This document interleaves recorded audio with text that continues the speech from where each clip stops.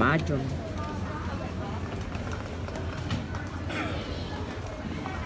Gala na naman tayo. Last day na kasi bukas. Magcha-Chinese New Year. Close lahat ang mga shops. Kaya ako'y bibili ng mga stock ko sa bahay. Namalingki na si Manong kanina. Kaya lang may mga gusto akong bilhin na sarili ko. Ayun, binigyan niya ako ng pambili.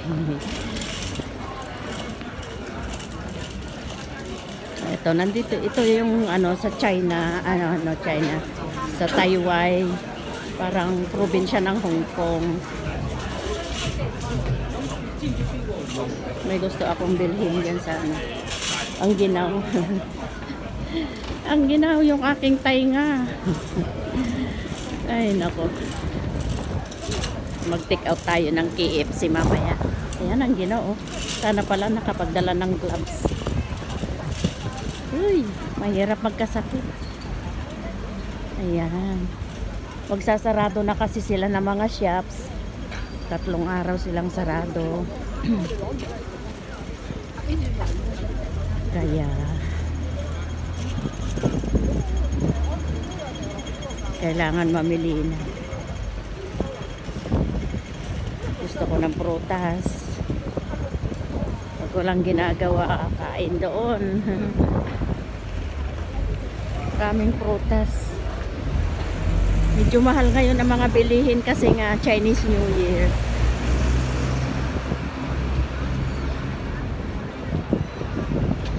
Grabe. Parang maganda yung shop na yung bago yun Grabe.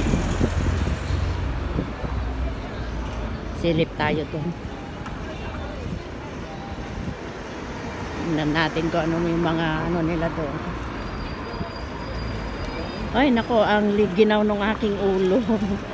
Hindi ko nadala yung bonnet ko. Katatapos ko lang magkasakit 1 week. Yan yung MTR dito sa Taiwan Station. Tingnan natin bago yung shop na yan. Anong meron yan?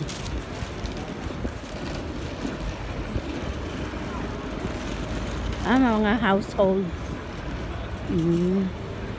Mga wholesale na households. Hindi ko yung kailangan. Hindi yung kailangan. Mga ganyan, no?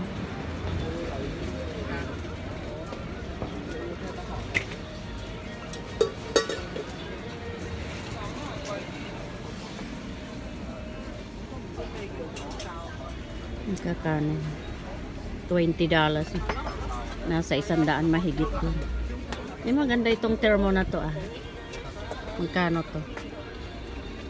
$69.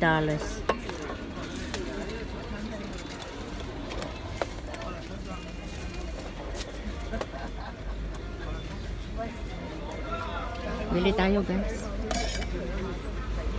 Hindi mabuksan. Gusto ko makita yung loob.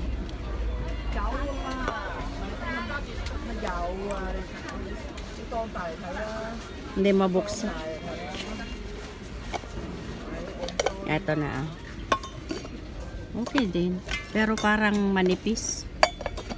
Mabilis lumamig. Ito pag bumili ka doon sa Starbucks. $12. Ay, nako. Tayo dyan. Hindi ako bibili. Pampasikip lang doon sa bahay. Mga sapatos.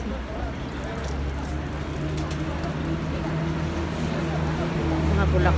$50 ang isa. Mahal ay.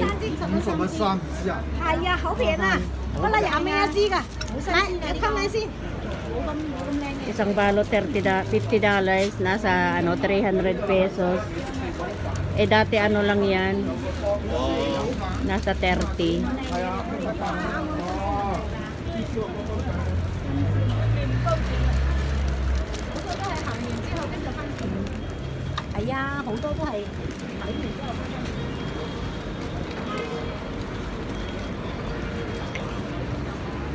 doon. Ako, bibili ako ng treat ng mga dogs.